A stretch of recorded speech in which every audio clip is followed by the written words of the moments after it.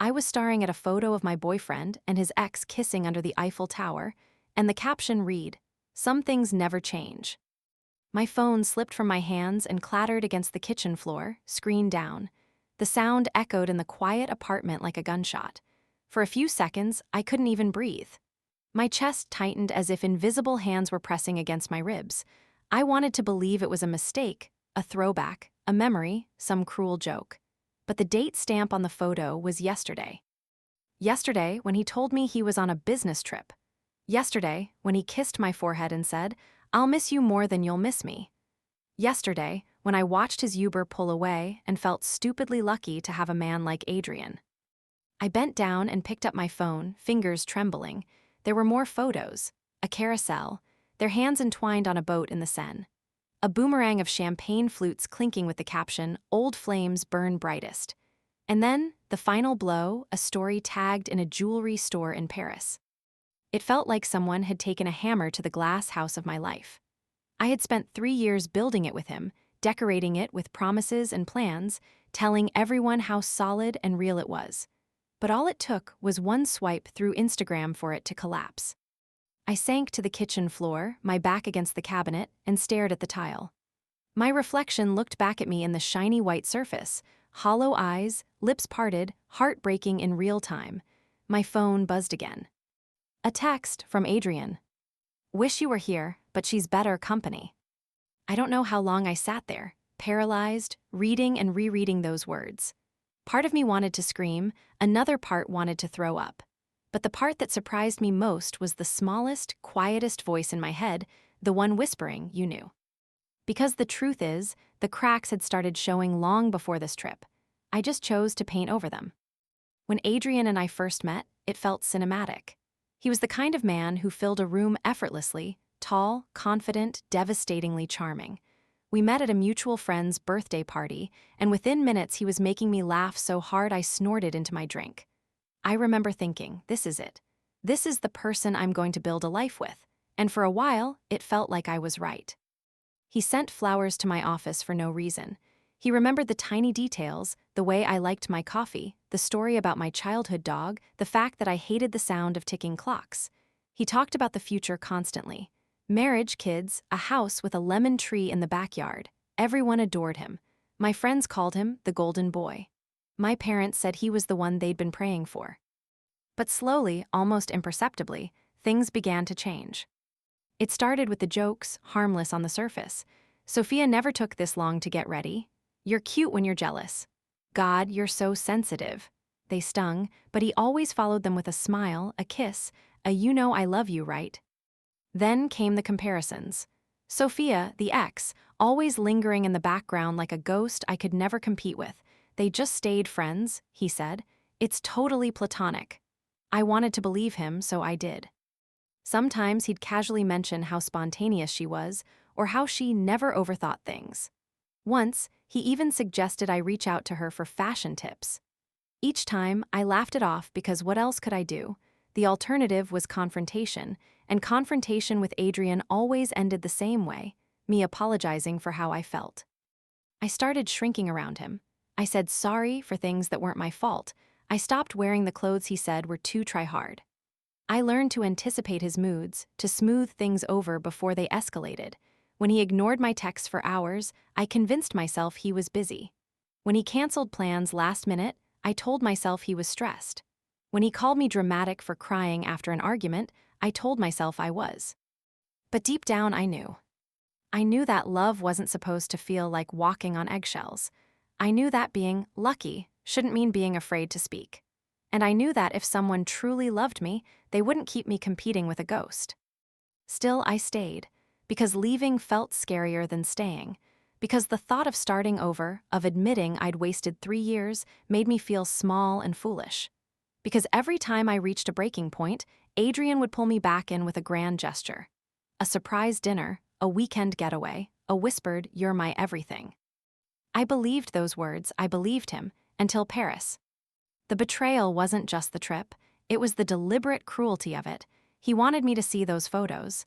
He wanted me to hurt, and he succeeded. That night, I didn't sleep. I just sat on the edge of our bed, staring at the half-empty closet and the suitcase I, once packed for a future together.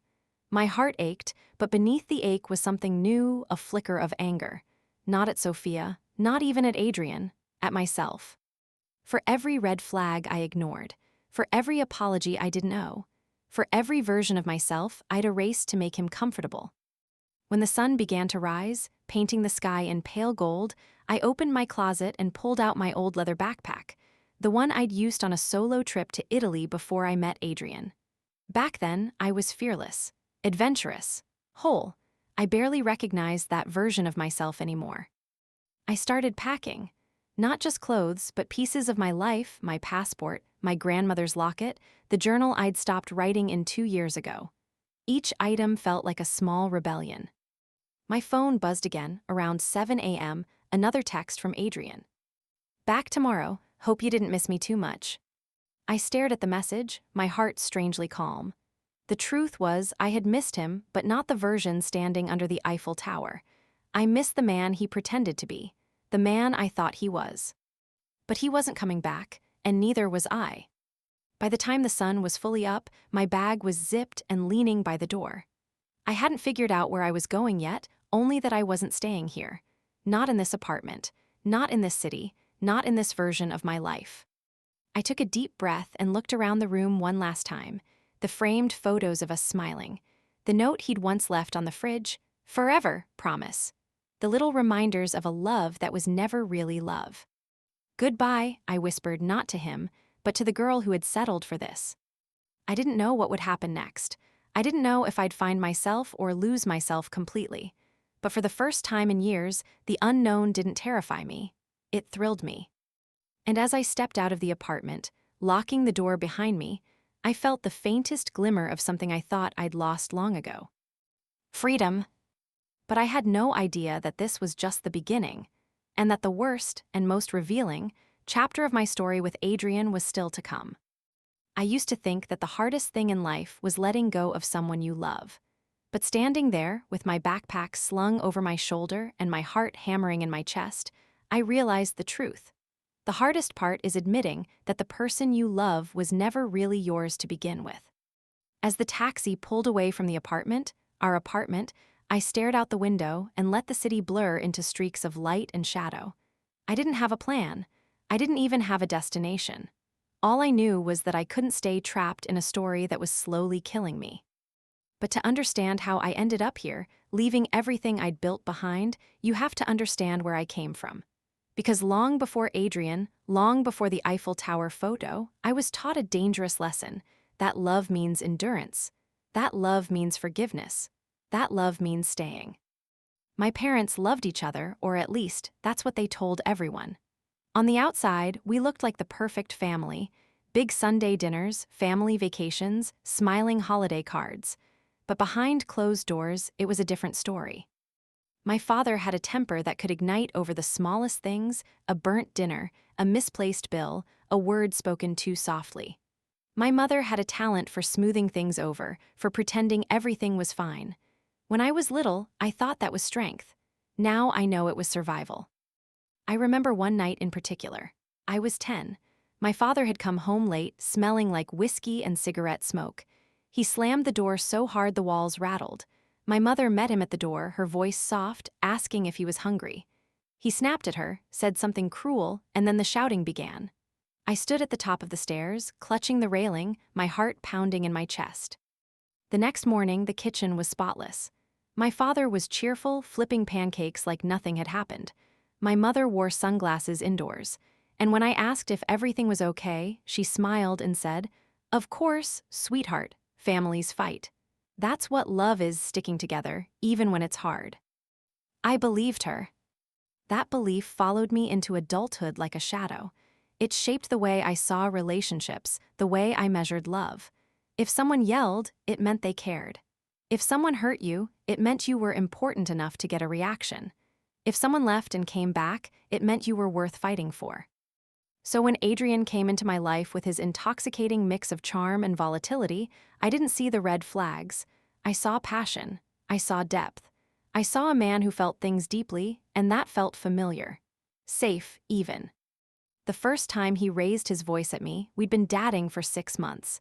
It was over something small. I'd forgotten to confirm our dinner reservation. He snapped, accusing me of not caring, of taking him for granted. I cried. He left.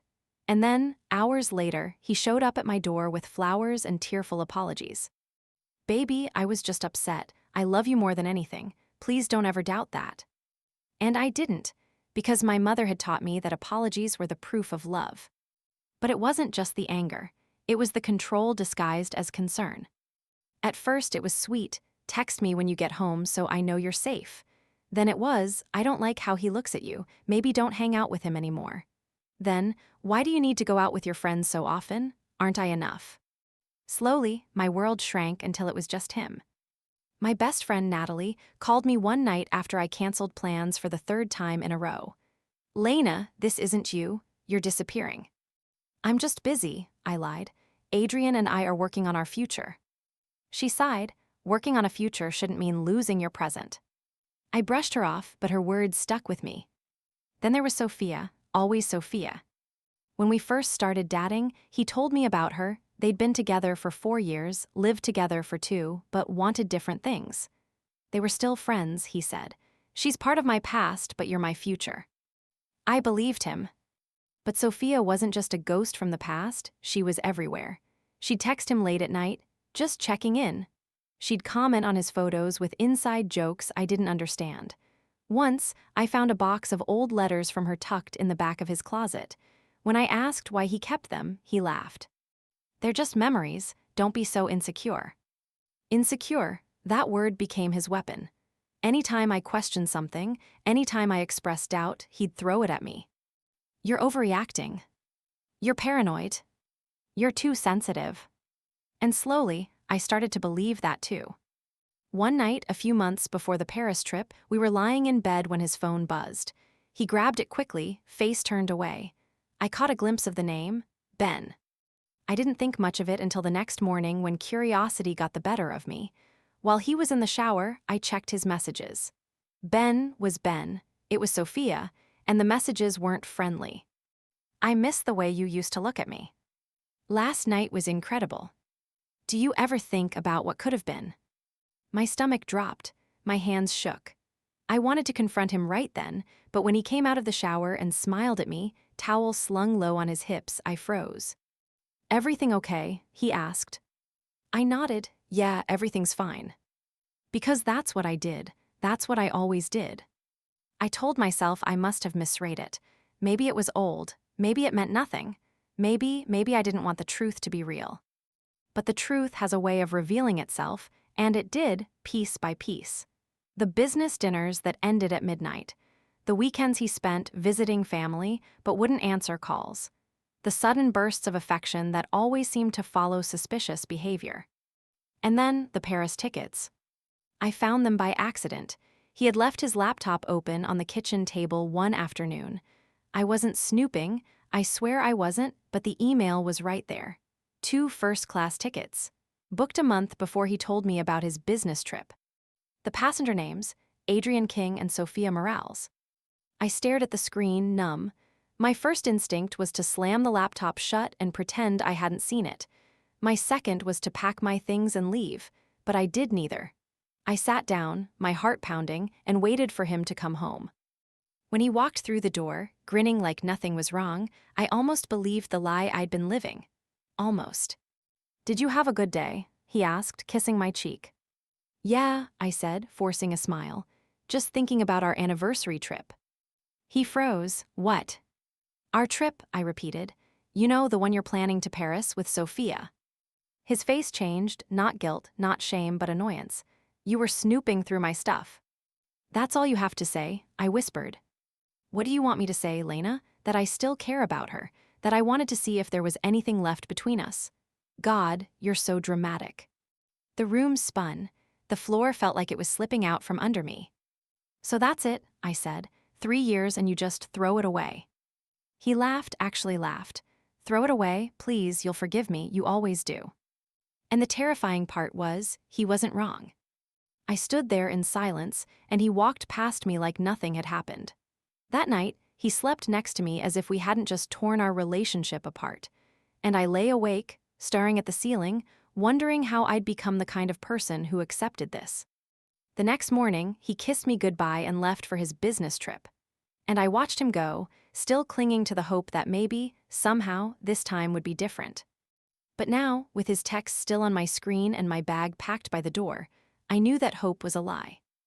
I'd spent my whole life learning how to stay. Now it was time to learn how to leave. The taxi slowed as it reached the airport, and I felt a strange mix of fear and exhilaration. My heart was pounding, my palms were sweaty, but for the first time in years, I felt like I was making a choice, not reacting, not appeasing, but choosing. I didn't know where that choice would lead. I didn't know if I'd find myself or fall apart completely. But as I stepped out of the cab and into the crisp morning air, one thought anchored me. I had spent too long being the peacekeeper, the forgiver, the one who stayed. It was time to become the one who left. And I had no idea that the moment I walked into that airport, my life, and my understanding of who Adrian really was about to unravel even further. The departure board flickered overhead, rows of destinations glowing in soft amber light. Lisbon, Prague, Bangkok, everywhere but here. I stood in the middle of the terminal, clutching my passport and trying to slow the tremor in my hands. I wasn't ready to board a flight, not yet. Some part of me still needed answers, closure, something that would make 3 wasted years mean more than just a cautionary tale. So instead of buying a ticket, I sat down in a corner of the airport cafe, ordered a black coffee I barely touched, and started scrolling through Adrian's social media. There he was, grinning in every photo, arms wrapped around Sophia as if she were his entire world. They posed in front of the Louvre, sipped wine on a balcony overlooking the Seine, shared a kiss at a candlelit dinner. In one clip, he laughed as Sophia rested her head on his shoulder, whispering something that made his eyes soften, eyes I used to believe were reserved for me. My stomach twisted. It wasn't just that he had lied, it was that he was happy lying, blissful, carefree, as if I were nothing but an old chapter he'd already closed. That thought burned hotter than any heartbreak ever had. The anger was new, sharp, electric, and terrifyingly liberating. For the first time, I didn't want to shrink or cry or forgive. I wanted to end it, on my terms. So I did something I never thought I'd do. I called him. He answered on the third ring, his voice annoyingly cheerful. "Hey, baby, you miss me already." "Where are you?" I asked, my voice trembling only slightly. At a meeting," he lied without hesitation. "Networking event, super boring, you'd hate it." I almost laughed, not because it was funny, but because it was so absurd. "Are you sure? Because it looks like the Eiffel Tower behind you." Silence, then a sharp inhale. "Lena, I can explain." "Don't bother," I cut him off. "Enjoy your trip." "Wait," he said quickly, his tone shifting to annoyance. "Don't be childish about this. We need to talk when I get back." "Sure," I said, my voice steady. "We'll talk." But the truth was, I had no intention of waiting around for him to come home and feed me another set of rehearsed excuses. I was done being passive. If he wanted to play games, I'd meet him at the finish line. I spent the next 3 days ignoring every text and call he sent. They started with "I'm sorry" and escalated to "we need to fix this" before turning into "you're overreacting." And then, on the day he was supposed to return, a final message. "See you tonight, we're going to talk like adults." I stared at the message, my heartbeat hammering in my ears. I had a choice: disappear before he got back and never look over my shoulder, or stay and end this chapter face to face. I chose the latter. When the door opened that evening, Adrian stepped in with his usual swagger, dragging a sleek suitcase behind him. He looked tan, rested, annoyingly handsome, and completely unbothered. "Hey, gorgeous," he said, setting his bag down and moving toward me as if nothing had happened. "Miss me?" I didn't answer. I was sitting on the couch, my arms crossed, the printed photos of him and Sophia spread out on the coffee table like evidence in a trial. His smile faltered. "What's this?" "You tell me," I said quietly. He glanced at the photos, then at me, and sighed like I was a child throwing a tantrum. "Are we really going to do this?" "Do what?" I asked. "Talk about the fact that you lied to me, cheated on me, humiliated me publicly, and then pretended nothing happened." "God, Lena," he said, rubbing his temples.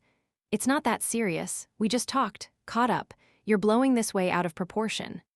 Talked, I held up one of the photos, the one of them kissing. Do you kiss all your friends, Adrian? He rolled his eyes.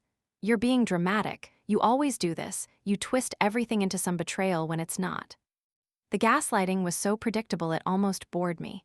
So this isn't cheating. Of course not. Cheating is sleeping with someone, which I didn't. I stared at him, a bitter laugh bubbling up before I could stop it. Wow, congratulations on almost being faithful. That's when he shifted tactics.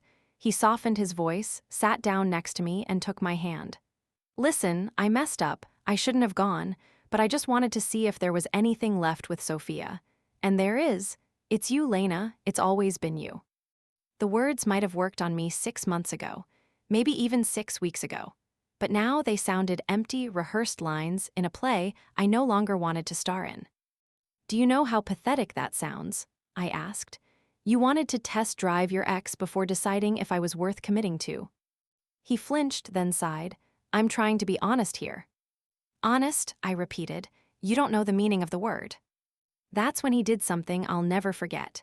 He reached into his jacket pocket, pulled out a small velvet box, and opened it. Inside was a ring. Marry me, he said simply. For a second, I thought I'd misheard. What? Let's forget all this. Let's start over. I love you, Lena, and I want you to be my wife. I stared at the ring and then, slowly, realization hit. I'd seen that ring before, in a photo, on Sophia's finger. This is hers, I whispered. What? This ring, it's Sophia. He froze, the slightest flicker of panic crossing his face. Don't be ridiculous. But I knew from the intricate band, the unique diamond cut. He hadn't even bothered to change it.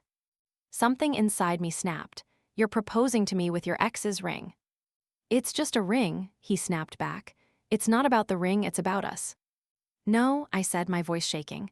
It's about you. It's always about you. The mask slipped then, the charm evaporated. His jaw tightened, his eyes hardened. You're lucky I'm even giving you this chance, he hissed. Most women would kill for a man like me. Then go find one, I said, standing up. He stood too, blocking my path. Where are you going? Away from you. Lena, don't be stupid. You're not leaving. We're going to work this out. I'm done working, I said, my voice calm for the first time in weeks. I'm done forgiving. I'm done begging for basic decency. Something in his expression shifted, frustration melting into something darker. He reached out suddenly, grabbing my wrist. Hard. Sit down, he said. Let go, I hissed, trying to pull away. Stop acting like a child. Let go. I yanked free, stumbling back, my wrist throbbing where his fingers had dug into my skin. For a moment, the room was silent except for the sound of my ragged breathing. And then, as if nothing had happened, he smirked. See, you're hysterical. This is why I can't talk to you about anything. The manipulation, the deflection, the utter lack of remorse. It was like watching a magician reveal every trick and suddenly realizing the magic was never real. That night, I locked myself in the bathroom. My wrist was red and tender, a faint bruise already forming beneath the skin. I stared at it in the mirror and felt sick.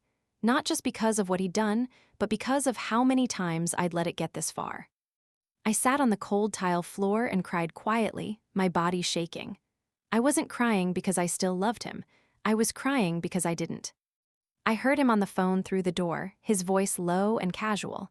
She'll never leave, he said, chuckling. She's too scared to be alone. Something inside me hardened. I wasn't scared anymore. I called my sister Maya around midnight. My voice was barely a whisper. Can you come get me? She didn't ask questions. I'm on my way. When she arrived an hour later, she took one look at my wrist and her face turned to stone. He did this. I nodded.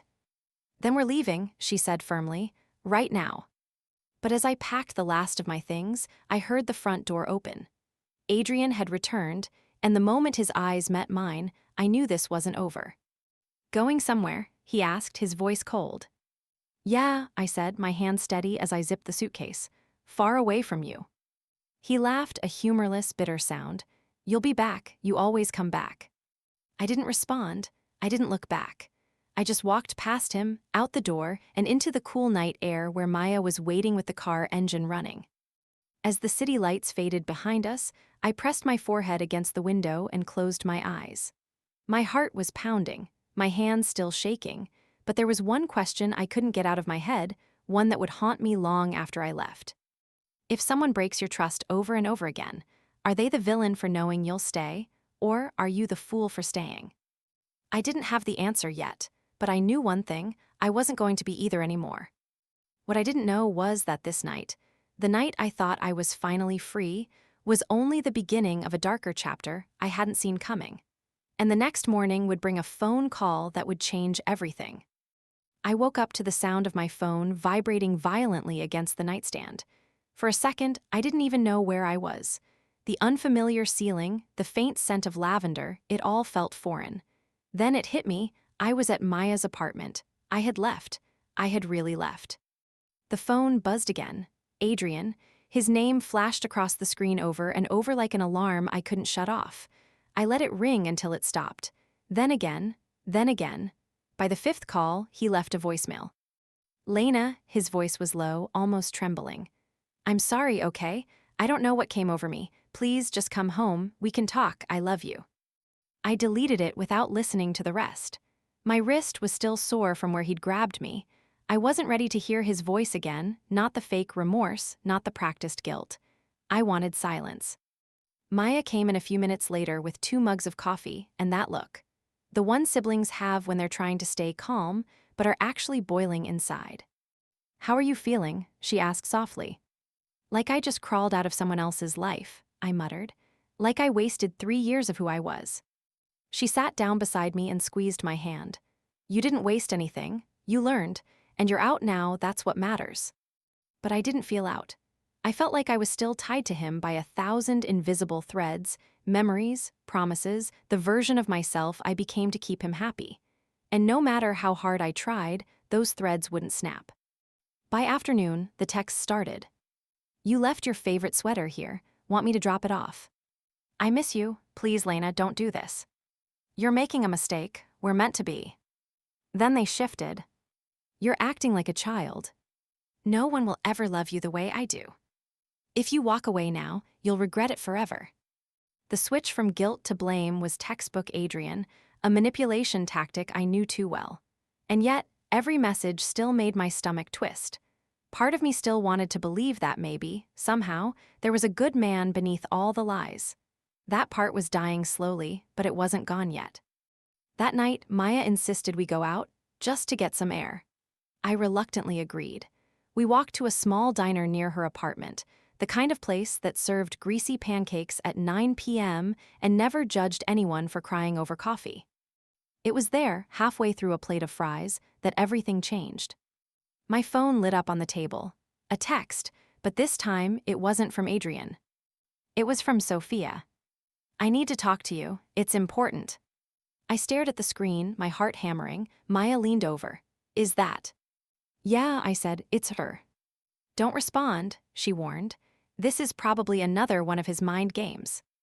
But curiosity clawed at me. What could Sophia possibly have to say to me? After a few minutes, I typed back. "What do you want?" The reply came almost immediately. "Please, it's about Adrian. I think you deserve to know the truth." Against Maya's protests, I agreed to meet her the next day. We chose a neutral spot, a cafe in the city center. I told myself I was just going to listen, that I wasn't opening any doors. But deep down, I think I was hopping for something, an explanation, a reason, anything that would make sense of the chaos. Sophia was already there when I arrived. She looked nothing like the perfect, untouchable woman I had pictured. She looked tired, small, human. "Lena," she said, her voice trembling, "thank you for coming." "I don't know why I'm here," I admitted, sitting down. "But you said you had something to tell me." She took a deep breath. He did the same thing to me. I frowned. "What?" "The gaslighting, the lying, the cheating, the controlling." Her voice cracked. "I have a restraining order against him. He followed me after we broke up, showed up at my job, at my apartment. He even threatened to hurt himself if I didn't talk to him." My blood ran cold. "He told me you were obsessed with him," I whispered. She let out a bitter laugh. "He told me the same thing about you." We sat there for nearly an hour, trading stories like pieces of a puzzle. And the more pieces we put together, the clearer the picture became. Adrian wasn't just a bad boyfriend. He was a manipulator, a predator, a man who built his identity on control. When I left the cafe, the autumn air felt heavier somehow. I had always known, deep down, that Adrian was toxic, but hearing it from someone who had lived the same nightmare made it impossible to deny. I was done, for good this time. Or at least I thought I was. 2 nights later, I was alone at Maya's apartment when there was a knock on the door. I assumed it was her. She'd gone out to run errands, but when I opened it, my heart dropped into my stomach. Adrian. He looked disheveled, desperate. His usual polished confidence was gone, replaced by something wild and frantic. Lena, he breathed, thank God, I've been going insane. I froze. You can't be here. I needed to see you, he said, stepping forward. We can fix this. We can fix us. There is no us, I said firmly. You need to leave. Please, he begged, grabbing my hand. I can't lose you. You're everything to me. Let go, I snapped, yanking my hand back. But he didn't. He stepped closer, eyes darting, voice trembling. You don't mean that. You're just angry. I know you love me. I know you do. I don't, I said, not anymore. For a split second, something dark flashed in his eyes. And then, before I could even react, he shoved past me into the apartment. Adrian, get out, I shouted, panic rising in my throat. Not until you listen, he snarled. You're not leaving me. I won't let you. I reached for my phone, but he snatched it from my hand and hurled it across the room. It hit the wall and shattered. Stop, I screamed. Why are you doing this? He shouted back, his voice breaking. Why are you trying to ruin everything? I backed away slowly, heart pounding. I'd never seen him like this, so unhinged, so volatile. It was like every mask he'd ever worn had fallen away, revealing the monster underneath. Adrian, I said carefully, if you don't leave, I'm calling the police. Go ahead, he hissed. Tell them I loved you too much. He took another step toward me, and that's when it happened. I don't know if he meant to do it. I don't know if he was trying to grab me or stop me from leaving. All I know is that when I turned to run, he grabbed my arm and I fell hard. My head hit the corner of the coffee table and everything went black. When I woke up, I was on the floor. My vision was blurry and there was a warm, sticky wetness on my scalp. Adrian was kneeling beside me, shaking my shoulders. Oh my God, he kept saying. I didn't mean to, I didn't mean to. Somewhere in the distance, I heard Maya's voice, high and panicked. Then sirens, then bright lights. The next thing I remember is the sterile white ceiling of a hospital room, the beeping of a heart monitor, the weight of an IV in my arm. Hey, Maya whispered, tears streaming down her face. You're okay, you're safe now. Safe, it was a word I hadn't felt in years. But as the doctor walked in with a clipboard and a serious expression, I knew that safety was going to come with a price. Miss Carter, he said gently, you suffered a mild concussion and a scalp laceration. There's also some bruising on your arm and wrist. Do you want to talk to someone about how this happened? I swallowed hard, my throat felt raw. It was an accident, I murmured. Maya's hand tightened around mine. Lena, she whispered, don't do this. The doctor's eyes were kind but firm. If someone hurt you, we can help, but we need the truth. The truth, 2 words that had always terrified me more than any lie. I opened my mouth, and for the first time, I didn't swallow it back. It wasn't an accident, I said. He did this. And just like that, the story I'd been running from for 3 years finally started to unravel. But I had no idea that the bruises and X-rays were just the beginning, and that the evidence they uncovered next would expose far more than I ever expected. The antiseptic smell of the hospital clung to the back of my throat, a sterile reminder of how far things had gone. Machines beeped steadily around me, and fluorescent lights hummed above. My head was wrapped in gauze, my wrist bandaged, and an IV snaked into my arm. But it wasn't the physical pain that ached the most. It was the heaviness pressing down on my chest, the weight of everything I had ignored for too long. Maya hadn't left my side. She sat in the hard plastic chair beside my bed, her fingers laced through mine, her expression a mix of exhaustion and fury. You told them the truth, she said quietly. It wasn't a question, it was confirmation. I nodded. I couldn't lie anymore. Her eyes softened. "I'm proud of you." A nurse entered a few minutes later, a clipboard tucked under her arm. "How are we feeling today?" she asked, her tone too cheerful for the room. "Like I got hit by a train," I muttered. "Well, you're lucky," she said, checking my vitals. "No internal bleeding, no fractures, just a concussion, a nasty cut, and some bruising. But," she hesitated, "we've documented everything. Photos, notes, the works. If you choose to file charges, you have a strong case." I swallowed hard. File charges. The words felt heavy, almost foreign. Part of me wanted to scream yes, to make him pay for everything he'd done. But another part of me, the part conditioned by years of forgiveness and excuses, still hesitated. "What happens if I do?" I asked. "The police will be notified," she explained. "They'll take your statement, review the evidence, and likely issue a restraining order while the investigation is ongoing. It's your choice." It was my choice. For the first time, it truly was. After she left, Maya shifted closer. "Lena, listen to me. He's not going to stop. Men like him never do. If you don't hold him accountable now, he'll keep finding ways back into your life." I stared down at my hands. They were trembling. "I'm scared." "I know," she said softly, "but you're stronger than you think." Later that day, a police officer arrived, a woman with kind eyes and a firm voice. She introduced herself as Detective Ruiz and sat by my bedside with a small recorder. "Whenever you're ready," she said gently. And I told her everything. I told her about the lies, the manipulation, the gaslighting. I told her about the bruises he left on my wrist, about the shove that sent me crashing into the table. I told her about the phone calls, the threats, the way he wouldn't take no for an answer. And when my voice broke, Maya squeezed my hand until I could speak again. When I was finished, Detective Ruiz clicked off the recorder. "You did the right thing," she said, "and I promise we'll do everything we can to protect you." She left me with a pamphlet, Resources for Domestic Abuse Survivors.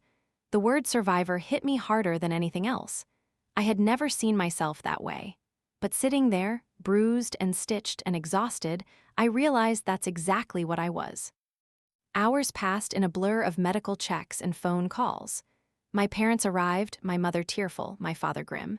They had always liked Adrian, always praised him for being stable and successful. Seeing them now, I wondered if they were replaying every conversation, every time they'd told me to give him another chance. "Oh, sweetheart," my mother sobbed, brushing hair from my face. "Why didn't you tell us it was this bad?" "Would you have listened?" I asked quietly. Her tears stopped for a moment. "Of course." "No," I said, my voice sharper than I intended. "You told me to forgive him, to be patient. You told me good men were hard to find." Her face crumpled. "I'm so sorry." My father cleared his throat, his jaw tight. "We'll handle this. He won't get away with it." It was the first time I'd ever seen my father look truly angry on my behalf. For a moment, it almost made me feel safe. That night, I couldn't sleep. Every time I closed my eyes, I saw his face, the rage in his eyes, the way he said I'd never leave. My heart raced at every sound in the hallway. Logic told me I was safe. Trauma told me otherwise. Around midnight, the nurse returned with something unexpected, a sealed evidence bag. Inside was my phone, retrieved from my apartment. The screen was shattered, but it still turned on. When I unlocked it, dozens of messages flooded in, all from Adrian. Some were desperate. "Please answer, I didn't mean to hurt you." "I can't live without you." Some were manipulative. "If you tell the police, you'll ruin both our lives." "I'll kill myself if you leave me." And some were chilling. "If I can't have you, no one will." My stomach turned. I handed the phone to Maya without a word. She read a few of the messages, her face pale. "These are threats," she said, her voice shaking. "This is evidence." The next morning, Detective Ruiz returned with more news. "We've issued a restraining order," she said. "He's not allowed within 500 feet of you, your workplace, or your family. If he violates it, he'll be arrested immediately."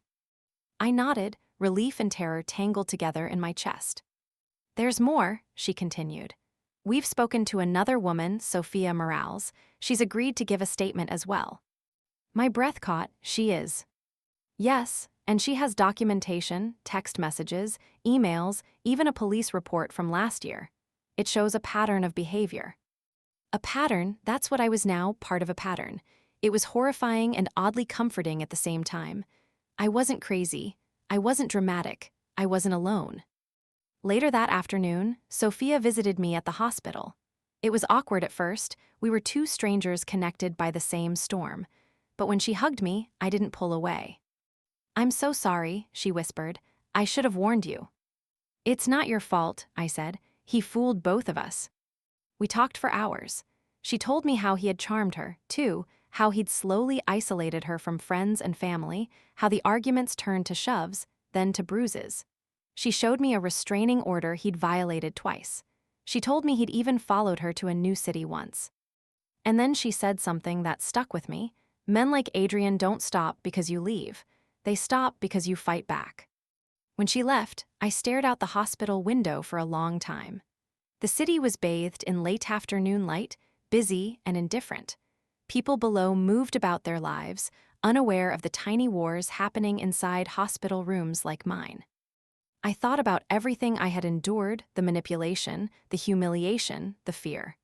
I thought about every time I'd told myself it's not that bad and every time I'd believed his apologies. And I realized something. Leaving wasn't the end. It was just the beginning. I spent another 2 days in the hospital under observation. During that time, I met with a victim advocate, a woman named Carla who explained the legal process, helped me file paperwork, and walked me through what to expect next. She was calm, patient, and incredibly kind.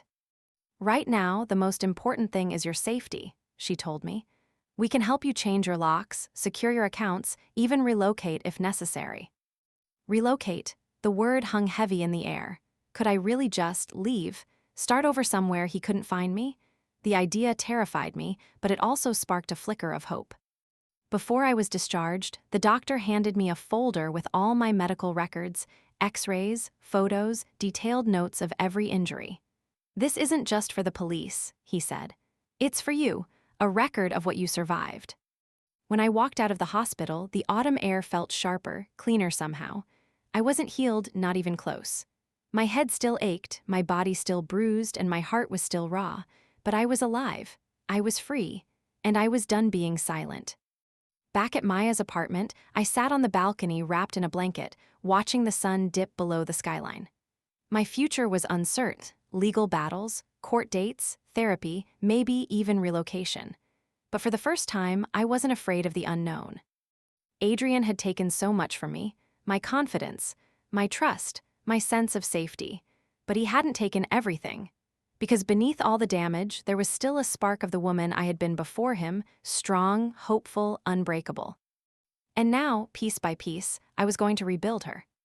But before I could truly move forward, one final truth still had to come out.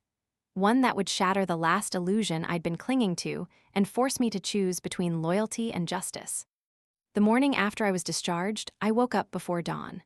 The sky outside Maya's window was still dark, the city still half asleep.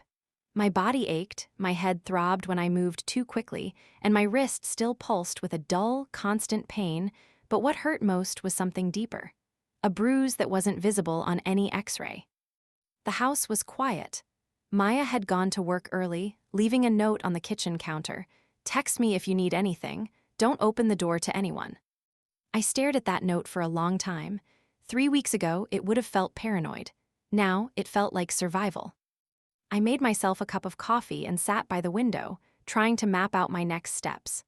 My phone buzzed constantly with messages, from Detective Ruiz with updates, from the victim advocate checking in, from Sophia sharing details for her statement. And then, in the middle of all the official notifications, there was one name that made my stomach twist. "Mom." "Call me, we need to talk about Adrian." I almost deleted it without replying. But some part of me, the part still desperate for validation, for understanding, pressed the call button. She answered on the first ring. "Lena," she breathed, her voice heavy with worry. "Thank God, how are you feeling?" "I'm fine," I said, though it wasn't true. "Just tired." "We've been thinking," she said carefully, "about everything that's happened, and I think maybe you're rushing into this police thing too fast." The word sliced through me like a knife. "What?" "Honey, listen," she continued. "We're not defending what he did, of course not, but do you really want to ruin his entire life? A criminal record? Jail time? Are you sure that's what you want? I stood there, stunned into silence. He could have killed me, Mom. I know, she said quickly. But you're okay now, and you loved him once, didn't you? Maybe there's a way to handle this privately, without involving the courts. I laughed, a bitter, broken sound. You mean sweep it under the rug, like you did with Dad every time he lost his temper. Her silence told me everything. This isn't about Adrian, I said, my voice shaking. It's about you. You don't want to admit you told me to stay, that you called him a good man when he was breaking me. Lena, please. I'm not protecting him, I snapped. Not this time. I hung up before she could say another word. I stood there for a long time, my hands trembling, my chest rising and falling too fast. For years, my mother's voice had been the one I listened to above all others. It told me to forgive, to endure, to keep the peace. And now, for the first time, I was choosing not to listen. Later that day, Sophia and I met with Detective Ruiz together.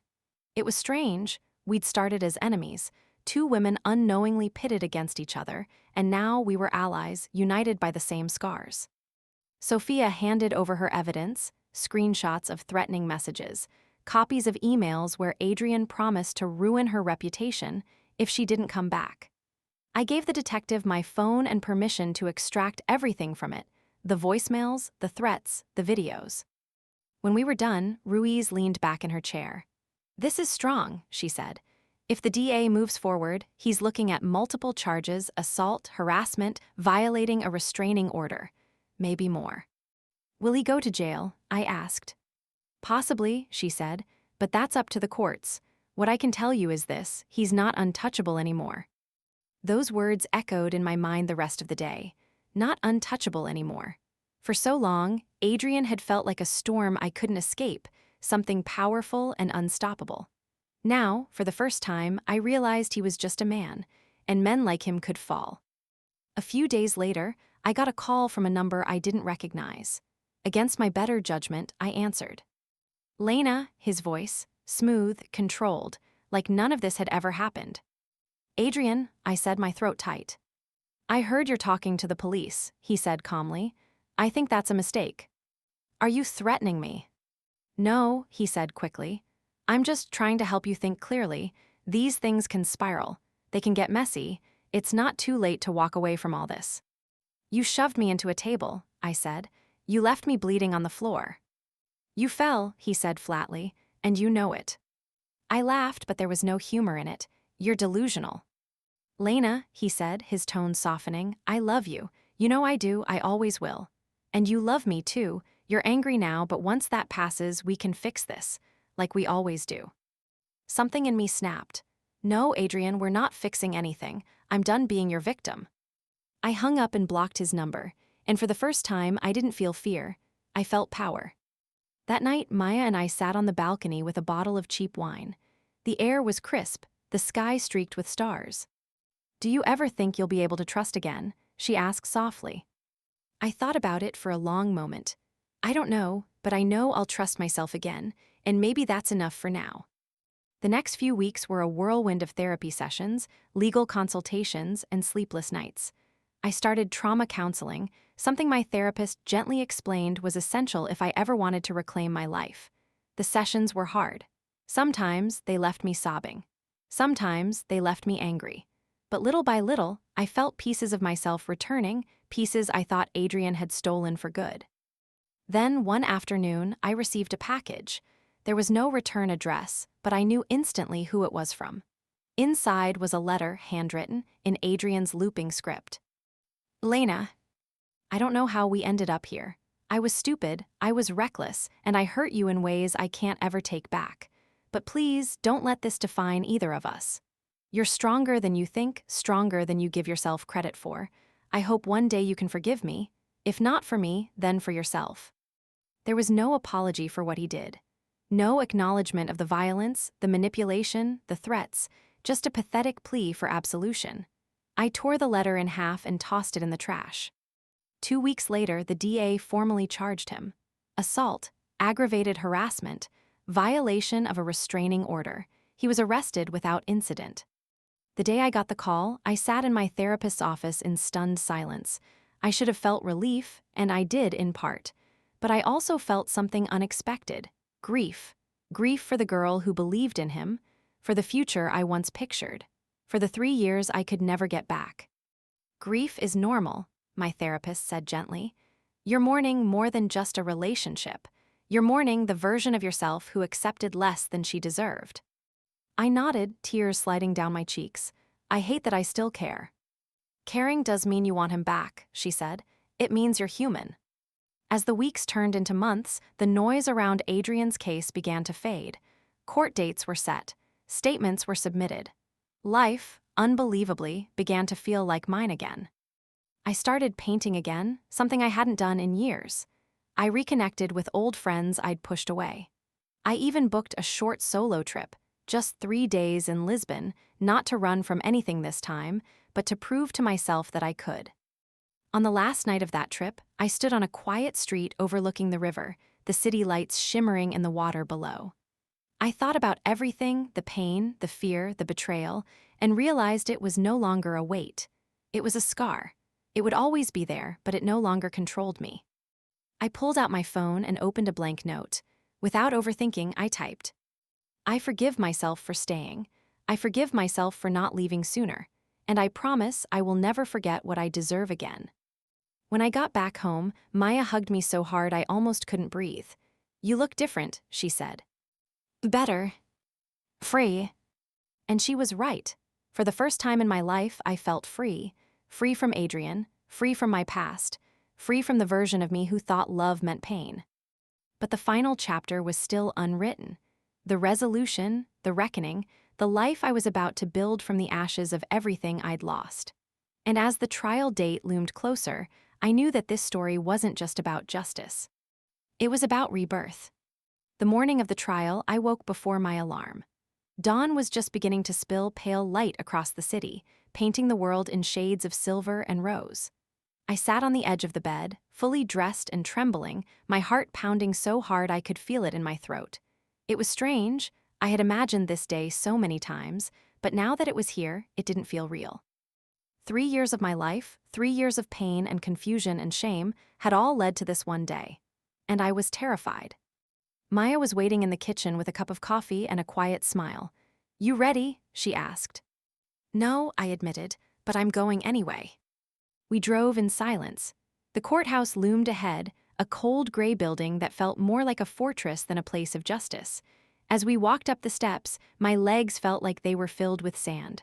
My palms were slick with sweat. I clutched the small silver locket around my neck, my grandmother's, like a talisman. Inside, the courtroom was sterile and impersonal. Wooden benches, a judge's bench raised high above, the faint smell of disinfectant. But the moment I saw him sitting at the defense table, Adrian, everything else faded. He looked smaller somehow, not physically, but in presence. The man who had once towered over every part of my life now seemed insignificant. His hair was shorter, his suit too big, his face pale and drawn. For a second, I almost didn't recognize him. And then he turned and our eyes met, and the sneer that curled on his lips reminded me exactly who he was.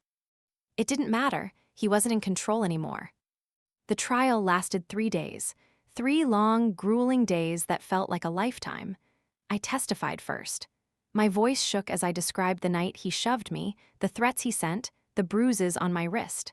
I told the court about the manipulation, the lies, the way he made me believe I was worthless without him. At one point, his attorney tried to paint me as overly emotional and unreliable. But the photos of my injuries, the medical records, the restraining order violations, they spoke louder than any attempt to discredit me. And then Sophia took the stand. Her testimony mirrored mine almost word for word. The same manipulation, the same threats, the same pattern of control. There were emails, screenshots, even voicemails, all damning. By the time the prosecution rested, there was no doubt left in anyone's mind. On the final day, I sat in the front row, Maya's hand in mine, as the judge read the verdict. Guilty. The word rang through the courtroom like a bell. It was just one word, but it felt like the culmination of every tear, every scar, every sleepless night. Adrian was sentenced to 3 years in prison, followed by mandatory counseling and a restraining order that would remain in place for 5 years after his release. As the bailiff led him away, he turned to look at me. His eyes were cold, defiant, but for the first time, I didn't look away. I didn't flinch. I didn't shrink. I just stared back until he disappeared through the door. And then I exhaled. The weeks after the trial were a blur. There were follow-up meetings with lawyers, victim advocates, and therapists.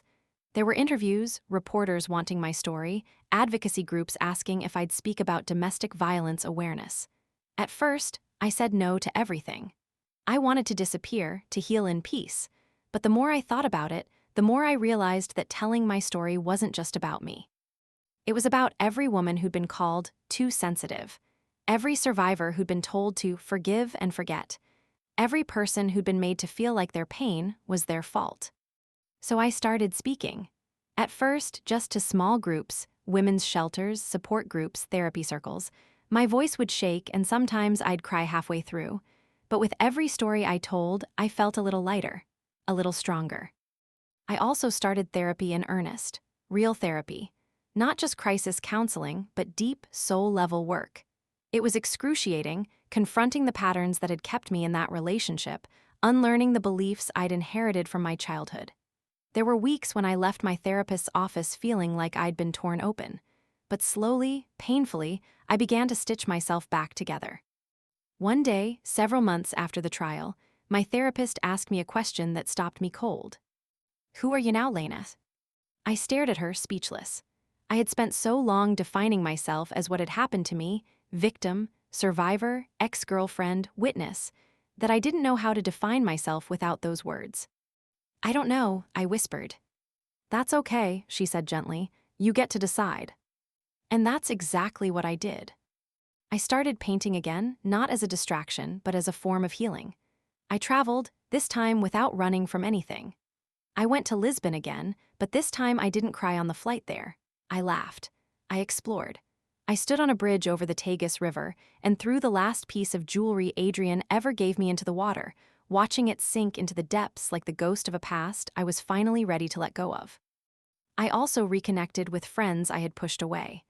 I apologized for disappearing, and most of them welcomed me back without hesitation. And slowly, I built a new life, one that wasn't defined by fear.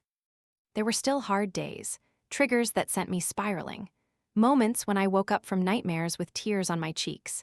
Healing wasn't linear, it never is. But every time I stumbled, I reminded myself of the girl who had once believed she wasn't strong enough to leave. And then I looked at the woman I was now, scarred, yes, but also resilient, grounded, free. About a year after the trial, I received a letter from Adrian's mother. I almost didn't open it, but curiosity got the better of me. "I don't expect you to forgive my son," it read. "But I want you to know that because of what you did, because you spoke up, he's finally in therapy. He's finally facing what he's done. And maybe, one day, he'll understand the damage he caused." I didn't know how to feel about that. Part of me was glad. Part of me didn't care. But mostly, I hoped it was true, not for his sake, but because maybe then, no one else would have to go through what Sophia and I did. The final piece of closure came on a quiet afternoon in therapy. My therapist asked me to write a letter, not to Adrian, but to myself. To the girl who stayed too long, who believed too much, who loved too hard. I wrote for hours. I wrote about the girl who thought she needed to earn love, the girl who thought forgiveness was the same as strength, the girl who mistook control for care. And then I wrote about how proud I was of her, because even though she stayed, she also left. Even though she was broken, she also healed. I sealed that letter in an envelope and tucked it into my journal. It was a reminder, a testament to everything I had survived and everything I had become. 1 year and 4 months after the trial, I boarded another one-way flight. But this time, it wasn't an escape. It was a beginning. I moved to Lisbon, permanently. I found a small apartment with a view of the river, started teaching art classes to children, and even adopted a scruffy little dog I named Atlas, because, like me, he had carried too much on his shoulders for too long. Sometimes, when I walk along the cobblestone streets at sunset, I think about the girl I used to be, the one who believed that love meant sacrifice, that leaving was failure. And I smile because she was wrong. Love, real love, is freedom, and leaving wasn't failure. It was the bravest thing I've ever done. People often ask me now if I'd ever consider dating again. My answer is always the same: maybe, but I'm not looking for someone to complete me. I'm already whole. I don't need a partner to feel loved. I don't need a man to feel safe. I don't need anyone to validate my worth. Because I learned, the hardest way possible, that my worth was never something to be earned. It was always mine. And if you're reading this, if you're in a situation where love feels like pain, where you feel like you're drowning but still holding on, please hear me. You are not weak for staying, but you are powerful beyond measure for leaving. He took his ex on a luxury trip to make me jealous. I took a one-way flight to freedom, and it was the best decision of my life. So now, I'll leave you with one question, one that changed everything for me. If someone is breaking you just to keep you close, is that love, or is it just fear wearing love's disguise? Tell me what you think in the comments. And if my story resonated with you, don't forget to subscribe, because sometimes the hardest stories to tell are the ones that save someone else's life.